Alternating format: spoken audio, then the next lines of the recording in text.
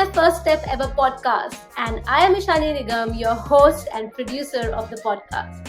This podcast is made for all the disruptors around the globe who know that they are made for something, for that one thing, but fear of embarrassment, fear of rejection, the fear of fear itself holds us back at some point in time.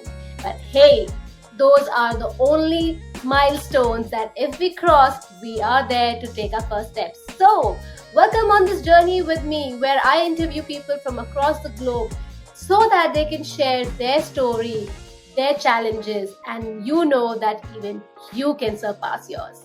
Well, what are you waiting for? Let's get started. Welcome on my first step ever. As this series has started with some unconventional stories, today is one such amazing, unconventional story, and for the very first time, featuring a guest from the United Arab Emirates, which is from Dubai, straight out of the land of gold. And this is a lady with a heart and a mind of gold. So please join me welcoming Shelley Bosworth all the way from Dubai on my first step ever. Thank you so much for such a lovely welcome. It's wonderful to be here. It is deeply my honor, given that the kind of work that you're doing and the way you're impacting people's life, you're helping empower them and also kind of setting up their mindset for success. It is quite a journey to take, I would say. And that's what we're in here for today, to dig deep a little bit about who Shelley is and what really motivates her, what has been her journey and her insightful learning that you can share with our listeners today. But before we do that, I'm going to give a bit of a sneak peek about Shelley to our listeners today. So Shelley is the founder of Shelley Bosworth Coaching.com, which is a business and mindset coaching business. And helping everyone get out of their head, and out of their own way and become confident to take action and move forward in business. And I think these are two very important things, to get out of your head and also get out of your own way. This is really important. And I think we're going to discuss that from straight up from Shelley's own experiences and why does she say that and how has she really been doing that. But before we get to that, let's go to the very, very basics and the very, very formative stages of the little Shelley that we do not know so far. But Shelley, please let us know that how was the surrounding? Where did you grow up? What was the mindset of the people that you were surrounded with? Okay, great questions. Well, let me give you a little bit of context as to how I ended up here. Because yes, I am in Dubai, but you can probably tell by the face and the accent, I'm from the UK. So, and I've actually been living in Dubai just 3 months, but there's a bit of a story there and I'll give you that in a second. So the background is I grew up in the UK and I very much grew up in a world where we were taught, work hard at school, do well in school, pass all those exams, get out there and get a good job, and that's how you'll have a good life. And then you'll be okay, right? Like most of us, my mum and my dad, with the very best intention, wanted me to work really hard, do really well, get a good job, earn a good amount of money so that I had a nice house, and probably wanted me to get married and have a family. And I did do that, really. I did work hard at school and I did okay. And then I went out and I got a job and I worked really hard at that job. And then I got a promotion and I worked really hard at that. And then I got another job and another job. And I very much worked very hard and climbed the ladder, so to speak, for 25 years. Wow. Now, I had a good upbringing. We weren't rich, we weren't poor, we were okay. I think, like most young people, I had a list of things that I was going to do, and I was going to have a lovely house and a lovely car and nice handbags and nice shoes and go on fabulous holidays. And I was going to be very successful at work. And I was. And I worked really, really hard to climb that ladder, and I earned a good salary, and I had a nice house and I had a nice car and I went on nice holidays. Fast forward, if you like. So I said there, kind of did that for 25 years. So if you fast forward, I worked for a lot of really big businesses in the UK. So any UK audience would have heard of them. I won't bore you with that part. But I then met my now husband. And I was in my 30s actually when I met my husband. So Lovely. I was a very independent, ambitious young lady. I was not interested in getting married in my 20s. And so I met my husband in my 30s and we decided to get married. And my husband also had a very good job and he'd worked very hard to climb the ladder. So we had a very, we had a very nice life. Not very long after we got married, and this is kind of lots of people that run their own businesses will tell you there was a moment or something happened that changed the trajectory of where they were going. And I guess we had a few moments. So, very shortly after we got married, my father in law, so my husband's father, was sadly diagnosed with Alzheimer's dementia at quite a young age. And so that obviously that was not expected and that changed priorities and really challenged us at a relatively young age to start thinking about how precious life is, because we were just living Yes. and we were working very hard. So my father-in-law was diagnosed and sadly he deteriorated quite quickly, and 3 years after his diagnosis he passed away. Now, in that period of time, I guess the easiest way to describe it is I started questioning almost everything I'd done. So I guess I started to question, like, have I done enough in the world? He was quite young when he passed away. And so, have I done enough? Have I achieved all the things I wanted to achieve? And more importantly, what do I still want to happen in my life? Now, I was 41 when my father-in-law passed away. So I was at that midlife point, if the statistics and the research is to be believed. I've still got a long way to go. And so I was like, gosh, actually, I've still got a long way to go. Is this what it's going to be forever? Now, very sadly, 9 months, less than a year after my father-in-law passed away, my husband's mother was then diagnosed with cancer. And she passed away very quickly too. So we said goodbye to both of my husband's parents. Thank you. And I share this because there's lots of people out there with similarly sad stories, and I share it because actually we went through an awful lot in a very short period of time, and it was a very enlightening time. It was very much a period of how precious life is and remembering actually we only get one go at this. Maybe we don't, who knows? But right now, this is my go at it. And so after my mother-in-law passed away as well, I kind of said, what am I doing? There's got to be more. And so I worked with a coach. And while I worked with that coach, I got really, really interested in what she was doing and kept thinking, I could do that. I really want to help people like she's helping me. I want to. So I trained as a coach, and I trained and I worked really, really hard. And I was still doing my corporate job. I was still employed. I trained, I qualified, I worked really hard at becoming the best coach I could be. And then I started coaching people, and I coached more and more people. And then I started to realize that I couldn't do that and my job. I couldn't give both of them 100%. And the more I coached, the more I wanted to coach.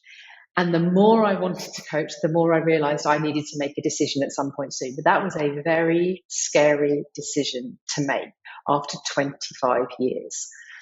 But I did make that decision, and it wasn't easy, and I had the full support of my husband.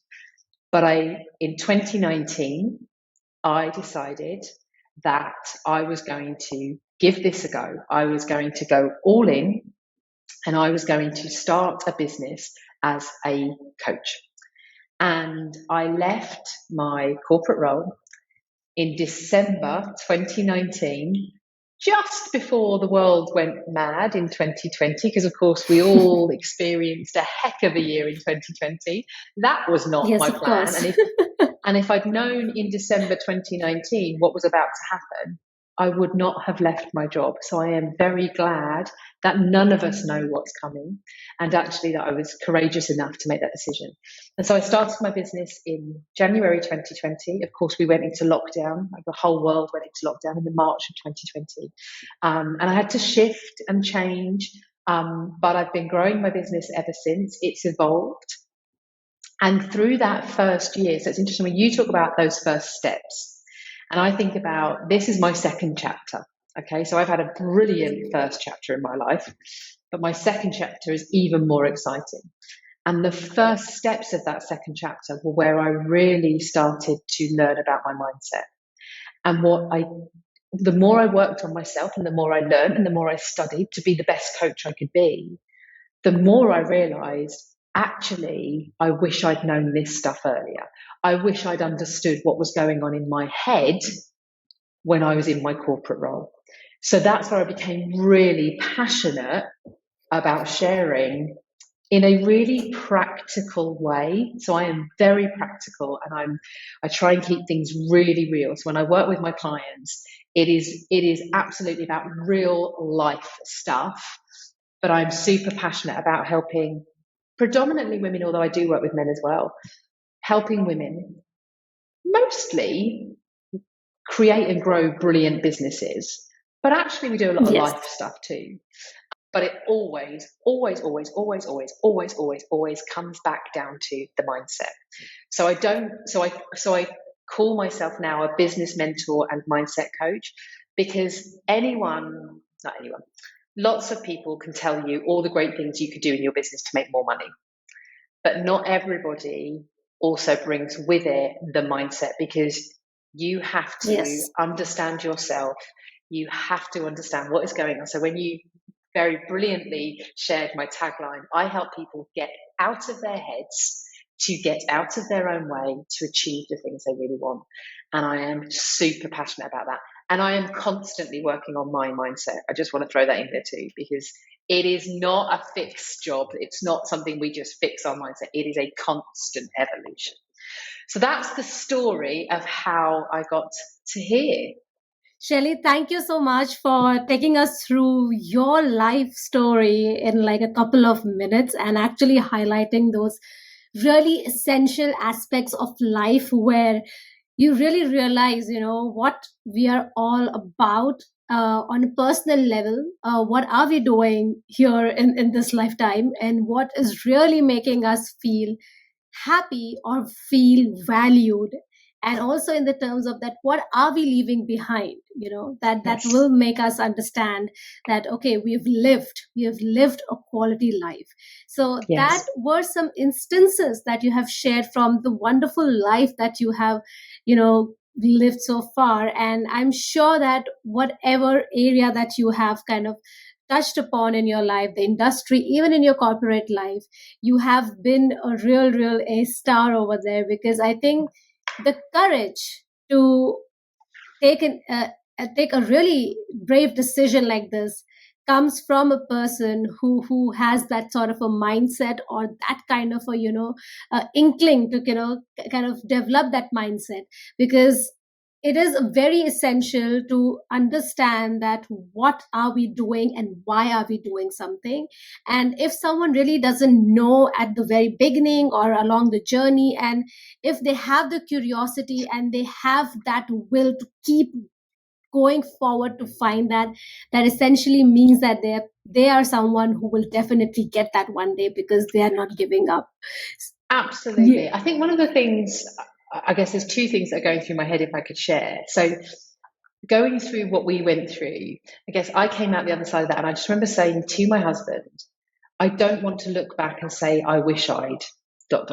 I don't think, I don't want that for anybody I ever work with or anybody that ever hears me speak. My question to anybody listening is, if there's anything you're thinking, I wish I could, or I wish I was able to, we just got to do something about it. So don't in years to come look back and say, I wish I. The second thing I would say is actually just coming back a little bit. It can feel like a lot of pressure to know what we want. I'm not sure when I was in my late teens and early 20s, I really knew what I wanted for my life. I don't think you have to know all the answers for all of your life.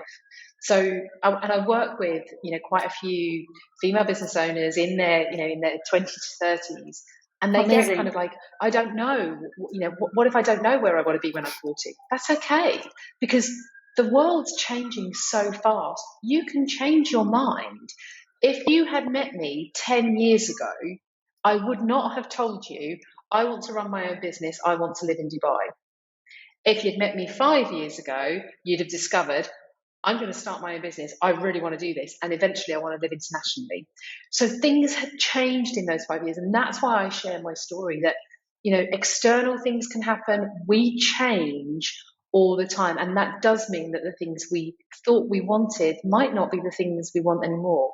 And we want new things. And that's okay. So I think there's a bit about just don't put lots of pressure on yourself to know the answers. Just go with the answers you've got right now. It's a good starting point. Very rightly said that, Shelley. Very, very, very rightly even framed. That is so amazing. It was good to kind of go with the flow and also kind of try to build your own understanding about things that are coming to you or things that you are surrounded with, that how can you make the most sense of it at that point in time. Absolutely. And yes. And Shelley, I think I always believe in one thing, that if you do not have the world at your hand to, begin with something, begin with whatever resource that you have at that point in time, and do your best that you can do at that point in time. Even if that means just taking up like 1 day, 1 hour, or even half hour, or 15 minutes, or 10 minutes, or to begin with 5 minutes, that really makes a lot of difference. Yes. And I believe, since I kind of like to kind of go a bit back in your journey, as you mentioned, because the period of transition is the time when we have a lot of things going in our head. And for our listeners today who may be they might be going through a lot of transition phase, and you've already given us some really important points to kind of keep in our minds, which you've just mentioned. But if I would ask you today that what were the top 3 things that, let's say, the myths that the Shelley at early 20 had at that point in time, that today that they were really the myths, like that doesn't really mean anything? If you can take us through that. Gosh, great question. Okay, so top 3 myths. And I guess that it's important to say at this point, these would be Shelley's myths. So things that, she thought or believed was the case then. So I think the first one would be people like me can't, people like me don't. And what I mean by that is, bearing in mind, I said, I grew up in a world, we weren't rich, we weren't poor. We were pretty average. And I mean that in only the kindest way to my family. We were just a normal family. So even though Shelley's always had within her secret desires to do something more, something bigger, the voice in her head said, yeah, but people like me don't do that. People like me don't get to. Mm-hmm. People like me don't get to live in Dubai. People like me don't get to travel the world. That's what 20-year-old Shelley believed. And that's not true, by the way. So if anyone's kind of listening to this and going, oh God, yeah, I think that sometimes, you know what, every single one of us gets to do anything we want to do. But that was definitely a really strong myth that I believed at that point. If I'm really honest as well, I probably only really worked this one out in the last 5 to 10 years. I certainly at a younger age had a myth, that money was the answer to everything. I just needed to earn lots of money, and that would bring me all the happiness I wanted. And look, I love money, and I've got no qualms saying that, and I work really hard, and I'm really ambitious, and I've got really big goals. But money doesn't make one happy. Money makes life easier. Money enables us to do things. Money creates freedom for us. But I've only really truly learned that in the last 5 to 10 years. So that was definitely one. And that would be why I worked so hard and I put all the hours in, because I just thought the more I do, the more money I'll have, and then everything will be okay. So that's definitely second myth. Third myth. This is a good question, Madam. A good question. I mean, we don't need to have a number put to that. I mean, I'm more than happy that you have shared 2 of those, which is... I think the one thing that's popped into my head As I mentioned to Yeah. you, I was in my 30s when I met my husband, and I was in my late 30s when I got married. And I think probably if I thought for a really long time that I wasn't normal because I didn't get married and have children, and I wasn't moving down that. So a lot of people, I think as a female, we are Yes. societally conditioned that Hmm. even though we live in a world where we've got so much more opportunity now than we've ever had, and that is brilliant, but there is still a piece where it is expected that women, not necessarily with the marriage, but women will have children. And I, fully appreciate from a biological, scientific perspective that is our part that we play. But that's not everybody's path. And actually, I really struggled with that in my 20s because I was ambitious and driven and wanting other things. And actually, everyone around me was moving down the path and thinking about families and starting their families. So I don't know if that's a myth, but it just jumped into my mind in terms of, I guess the myth part is there is no one set path for any of us. And for a while, I believed that I was wrong because everybody else seemed to be doing something else. So I don't know if that's helpful to share. Thank you so much, Shelley, for taking us through those myths and one really interesting offbeat unconventional path that you have taken, that you have shared with us so honestly. I definitely understand for our listeners, that it might take them their own journey to probably realize a few things on their own. But there's one thing, if you can maybe take away from Shelley's stories, is one of those, that the first myth that she shared is that you cannot, or you're not cut for that because you belong to certain places, or this is what that you have seen. And Shelley is an amazing example today, that she reimagined her life, that if you think of something, you really put your head and your mind and plan an action towards it, it can be done, whatever it is. So thank you so much, Shelley, for being so That's honest, and yeah, and you're taking us through that. And I think on this note, I also kind of like to kind of say really kudos to you, Shelley, because what you just touched upon over there regarding, a woman being of a marriageable age, or maybe, to kind of seen as someone who would be taking the family forward with, having children at a certain age, which is by all means, it's completely good for people who really want to do that. But there are other absolutely. women who want to maybe make other choices, and I'm so happy and I'm so proud that you have actually maybe gone through that sort of a fight on your own, and you have also had that chance of marrying when you wanted to. So I'm so happy that that has happened for you that way, and you've created Thank your you. own path and really stuck to it. It is not easy in any part of this world, let me I want to say that. Just moving on from that part of not being easy, I think the not being easy part comes on another transition journey of yours, which was when you were really just starting off your business, that coaching business. You have been in a secure corporate job for a really long time. And in that successful tenure of yours, having good security, it's very, very, very nerve wracking to go into a very uncertain field of having your own job. So, if you can take us through those three strong mindset this time, I think I would say the positive mindset that really worked in your favor when you started off with that journey of yours. That's again another great question. And I honestly, even as you were asking the question, I was thinking I could feel it in me, remembering back to that time, because it is really nerve wracking going from a stable monthly income to hope and fingers crossed that it's going to work, but no guarantees, and it doesn't happen straight away. And I think that's I think there's three words I use quite a lot in the work I do, and I relate them back to those first months very often. So the first piece is persistence. And what I mean by that is keeping going, like remembering why I'd made the decision I'd made and what this was all about in the longer term. So I had to, I write it down quite a lot. Just, why are you doing this, Shelley? What was the whole point of leaving? What are you trying to achieve? Longer term, but also day to day, short term. Remember, the story I've already shared. Part of this was about life is short and life is precious, and I want to kind of grab it now. So there's a real piece about in those first stages, being persistent and kind of showing up on a daily basis and reminding myself why I'm doing this. which then, and I use these three words, I'm going to use the three words: persistence, perseverance, and patience were the keys to my mindset in the first 6 months. And let's not even talk about the fact that obviously it was 2020 and therefore we threw in a lockdown. So let's just pretend there was none of that. Okay, this is just first stage of anybody's change journey or journey into business. So persistence is the starting point, and that persistence is day to day doing the stuff, whatever the stuff is. And you might not know if it's the right stuff, but it's just every day getting up and knuckling down and getting on with it.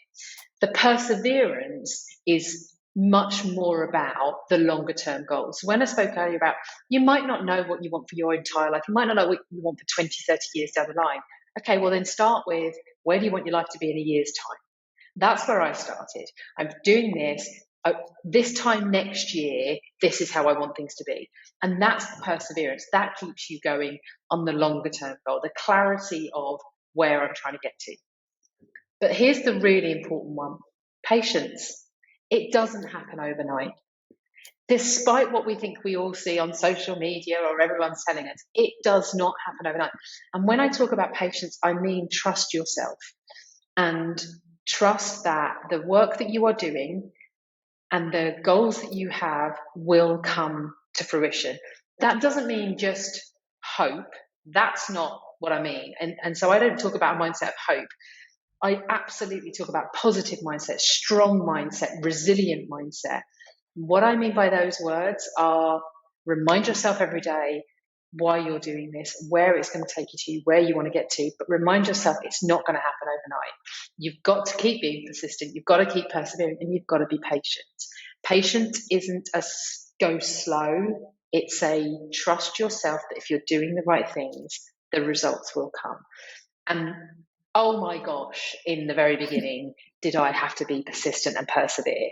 But I also had to be really patient. And I'm not the most patient person. I am a action-driven businesswoman who's like, come on, I'm doing all the stuff. Where are you? But I promise that it does come, because it was probably about 6 months where the tide really started to turn for me. It was a slow trickle, and then we went kind of boom. And that patience paid off. So yeah. Incredible. Now, it's really easy to sit here and say those words. I just want to be really, if anybody is kind of like, oh my God, I'm in that bit now. Like, how long do I have to be patient for? How long do I have to persist? I know how easy it is to say this stuff, but keep going. Just keep doing it. Learn all the time. So that's the other bit. The resilient mindset is about learning from what works, but also learning from what's not working. It's not failing, Absolutely. It's learning. So yeah, hopefully that answers that question for you. Very rightly put, Shelley, over there. Constant learning is the key to evolving and also kind of keeping 100%. ourselves up to date with what's happening in the economy or in the environment around us. And then we are actually at a position to take advantage of things that's happening in the market to our own strengths and kind of amplify our own voice or whatever that we are wanting to kind of do in the world, and even help other people in impact. And thank you so much for sharing those amazing piece that really made that transition for you. But as Shelley has emphasized, it takes quite a lot of time. For some, it might be a really, really quick road, but that means that they have to sustain for the longest period of time after that. Yes. Even that's a different ball game altogether. So thank you so much, Shelley, for just taking us through your journey, your story. And there is so much to kind of understand from, take insights from, have the key takeaways. I think our listeners who are listening to us today, they might be like from starting from early 20s to maybe even like in 40s or 50s, wherever they are today. You have given us something for everyone, at the different stages. Thank you so much. And I would kind of like to, before we wrap up, I want to definitely tap into what you're doing at present a little bit more in detail, and how that is really helping women out there or anyone in general. Yeah. So as I mentioned, I'm a business mentor and mindset coach. So I work predominantly with female business owners who are wanting to take their business to the next level, whatever that looks like for them. So they've got a business, they've had a certain level of success and movement, and they really want to kind of get to the next stage, and they're stuck. And it's often because, I'm going to repeat, they're stuck in here. So my work with those individuals is about really, and I'm kind of repeating some of what I've said because I keep things very simple. It's about really understanding where are you trying to get to? Where do you see things going to? What's really stopping you? What's the voice in the head saying? Okay, how do we shift that? How do we learn new beliefs, and how do we then take action? And I love the tactical and strategic stuff of business, but I'm really passionate about the mindset. So I do that. That's predominantly who I work with. I do work with corporate women who are wanting to get to the next stage of their career in the corporate world as well. And I have a few male clients too, but predominantly my people are female business owners who, really want to get to that next stage, whatever that looks like for them. And they need a hand. We all need a hand. I have a coach too, for that very reason. I need someone who holds my hand and kicks me up the backside occasionally, is there for me. So everyone needs a coach in their life. Not that I'm biased at all. It's definitely needed for sure. Even if you're running your own business, or you are in an organization at a different executive level, an employer level, you're climbing the ladder, or even you're doing something out of home, and even if it's for a non-for-profit point of view, we need someone who can coach us, mentor us in different ways, in different fields. So thank you so much, Shelley, for being there, letting us know that what it takes to be really ourselves and voice our opinion at the time when it's really, really important. And for everyone who really wants to kind of follow Shelley's journey, or want to kind of get in contact with her, learn a little more about how she's impacting people's life, and if you want to maybe get a little involved, I would really, really, really be happy leaving a link in the show notes so that you can probably touch base with her. As I always request our guest speakers to wrap up the episode by sharing a quote or a saying that they really resonate with. I love quotes. I always find this hard because I love so many different quotes, but I'm gonna keep it really simple with the quote that's been with me since before I even started the business, since when I first qualified as a coach. And it is as simple as this: she believed she could, so she did. It's absolutely my mantra. If you believe in yourself, you will be able to do anything. Every single one of us is capable of anything we want. So she believed she could, so she did. And I like to think I resonate with that very well. Amazing. And this blends so well with our closing statement of the episode that I always share with our listeners. So thank you so much, Shelley, for kind of reinforcing that. Thank you so much, everyone, for listening to us and being tuned to My First Step Ever. And as I always say, start believing in yourself and keep believing in yourself. And see you in the next episode. Thanks, Shelley, for being on My First Step Ever. Please do give ratings, and please do write your comments. And you can directly reach out to me on My First Step Ever _IN. That's my Instagram handle. A little about myself. I have always loved performing on stage, acting, speaking, and just emoting myself. So I use these mediums different ways so that I can connect with people, help them, empower them, infotain them, which is to inform them and entertain them.